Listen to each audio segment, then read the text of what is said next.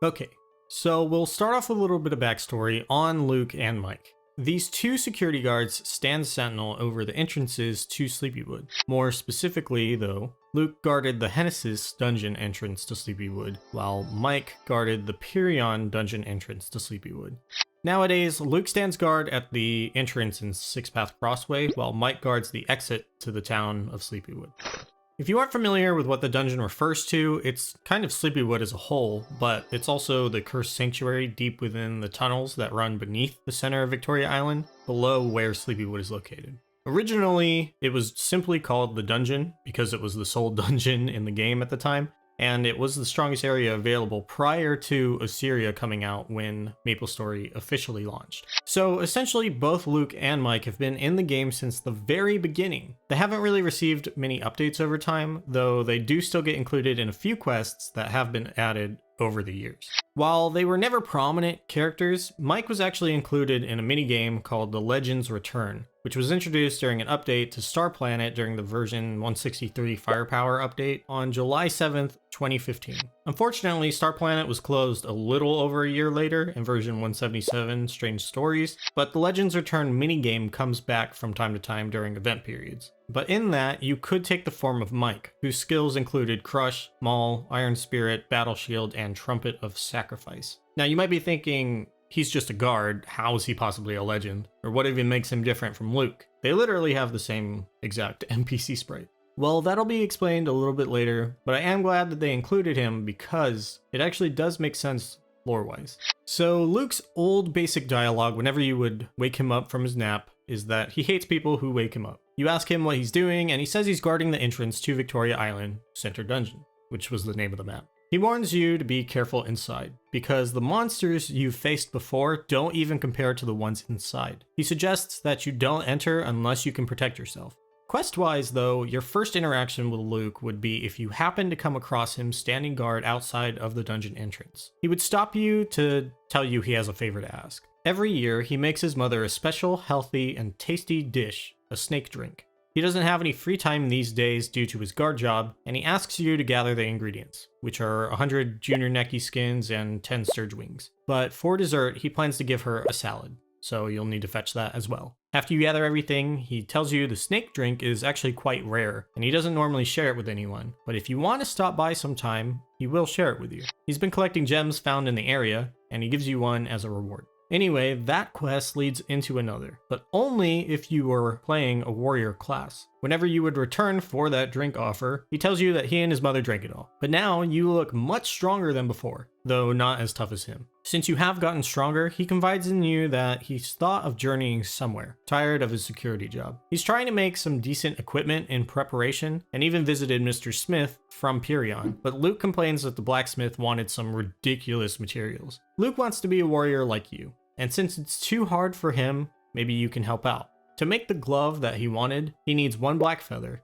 10 orichalcum plates, 50 dragon skins, 40 screws, and 3 Toro spear horns. He mentions that the fairies might know something about the black feathers, but everything else should be pretty straightforward. You end up visiting Arwen in Alinea, who can make you a black feather by synthesizing a flaming feather, moon rock, and a black crystal, and a service charge of 30k. Once you've gathered everything for him, he gives you a helmet that has been passed down from generation to generation in his family, hoping that Mr. Thunder, another blacksmith in Pyrrhion, can make him a better one. This ends up being the old bronze Nordic helm. So moving on from Luke to Mike. As you wander around Pyrrhion, you notice the guard standing watch, though he does seem to be dozing off. As you wake him up, he says that it's hard to stay under the warm sunlight all day long and keep from dozing off, but he doesn't know how to keep himself from falling asleep. Mike tells you that once, Dances with Balrog told him if the mind and body are both healthy, they can fight off sleep. He figures he should probably be eating something good for him then,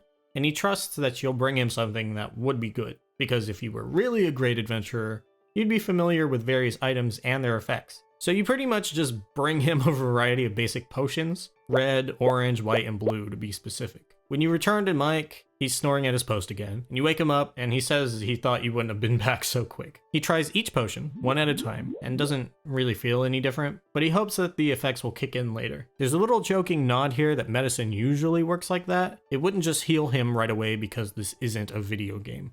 So eventually, when Ludibrium was released in version 19, Mike got an extra quest. When you would eventually return to Mike, he's having a bit of a coughing fit, coming down with a cold.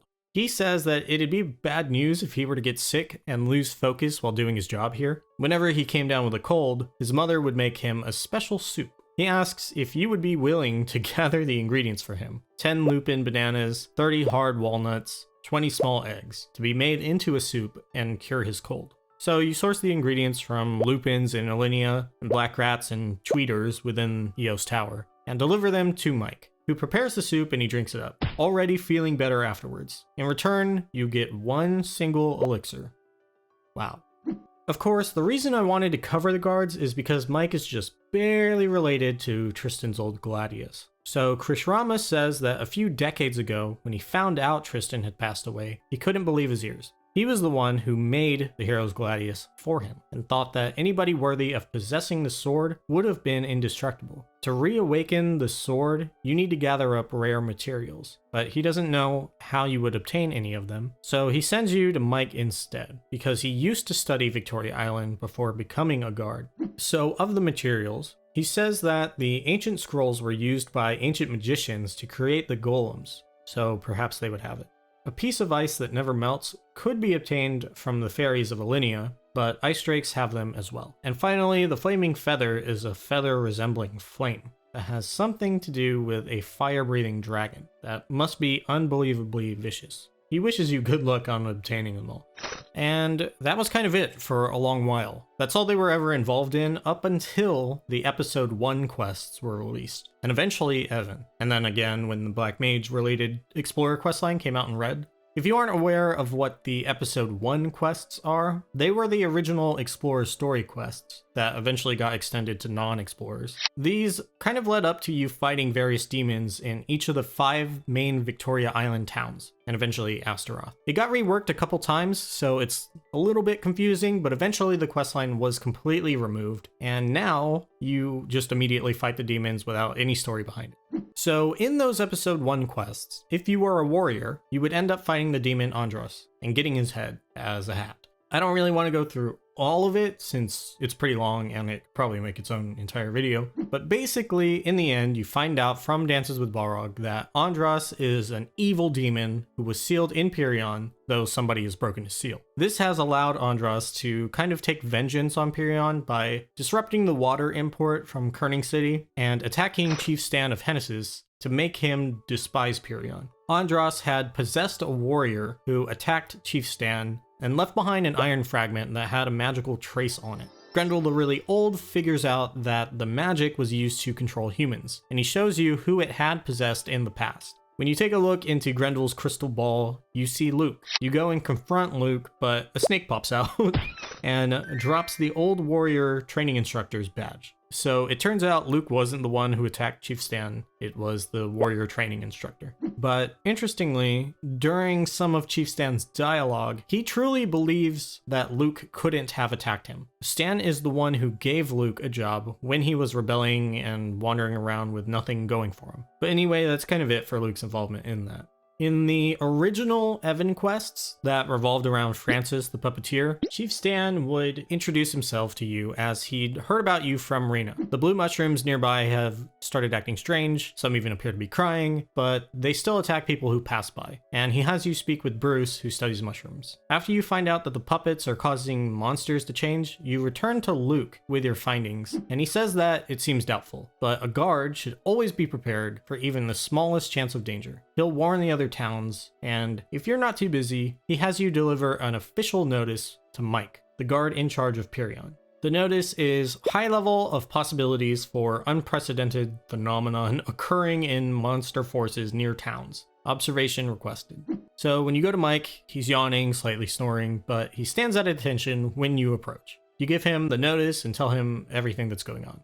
Afterwards, he tells you that the Pyrrhion guards are always shorthanded, and he would love to have you join them to help maintain security. You would only have to help clear up the area around Pirion, and Mir suggests that you do join the guards to help people in need. You get yourself appointed as a Pirion guard, and you help out Mike, clearing monsters, patrolling the deep valleys, and even receiving a Pirion guard medal. You end up asking him at some point if he and Luke are brothers, and he says no, but they do get that all the time. Just because they have the same job, their names end in the same letters, their faces are both covered, people tend to think that they're twins. Mike says that he's actually a lot better looking than Luke, and to not compare him to such a rookie. He's a lot more experienced than Luke, and that's kind of why he's stationed in Pirion rather than Hennesys. There was even a time when he used to compete with Manji, but he quickly covers that up by saying wait, never mind. Later, he tells you that a guard's most important job is to prevent incidents before they happen. To do that, they've posted warning signs throughout Pirion. Monsters often change their locations, so they have to be continuously updated. He has you check on the information on the signs posted between the East Rocky Mountain and the Eastern Domain.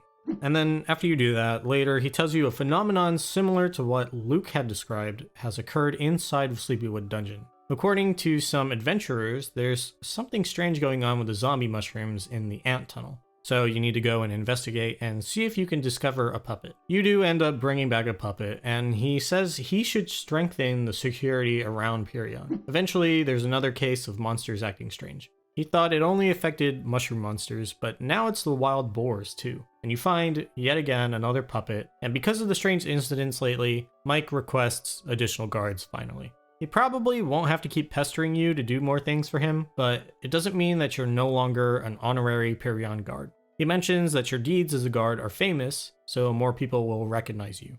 Which I suppose is true, since when you talk to Sabatrama in Sleepywood, he mentions that Mike said that you were a very capable guard. Also related to Evan, in his Mush King Empire in Danger quest for the original Mushroom Castle, you'd get the recommendation letter, but since you didn't have a real job instructor as an Evan, you'd have to speak to Luke instead. Now, of course, all of those quests have been removed, but Luke is still involved in the current Evan quests, though all of Mike's dialogue has moved to Aeon in Pirion now. So in the current Evan quests, Chief Stan wants to spread word around the other Victoria towns about the dolls affecting monsters. He sends you to Bruce to collect evidence that can be presented to Luke in Six Path Crossway, as he's the one who will spread the warning.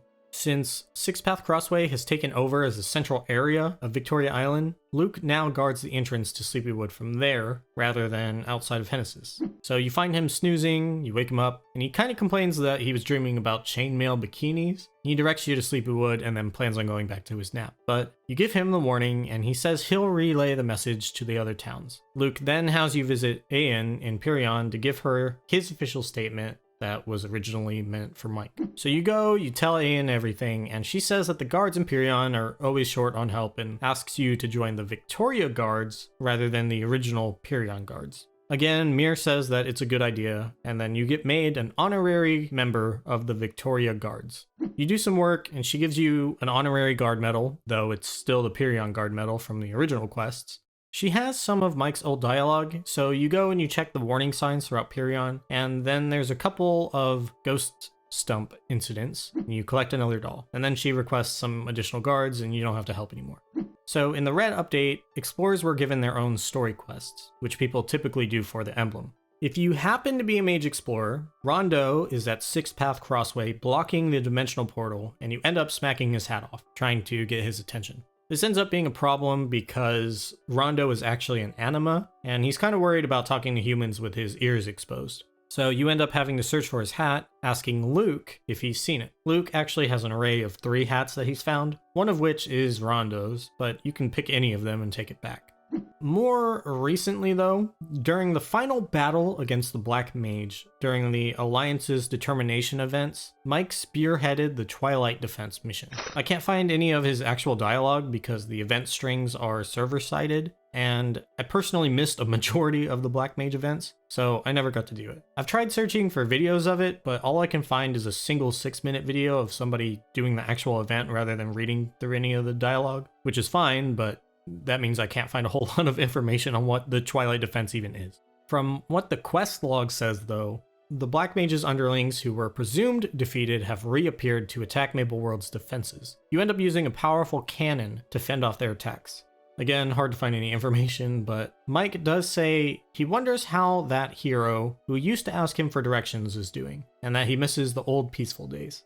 So that's about it for the Luke and Mike lore. Summarized, Chief Stan gave Luke some life direction by giving him a job as a guard, and Mike is a veteran who once studied Victoria Island and even competed with Manji. But they're both a little lazy and prone to falling asleep on the job, a pretty classic trope for guards. So recently, I've been putting out videos on a schedule of once a week on Mondays. If you want to subscribe and click the little bell icon, you can get a notification for when I actually do get around to making another video. Also, if you enjoy any of the lore, share the videos with your friends or something. It would actually help a lot. But anyway, if there's anything important that I'm missing, let me know.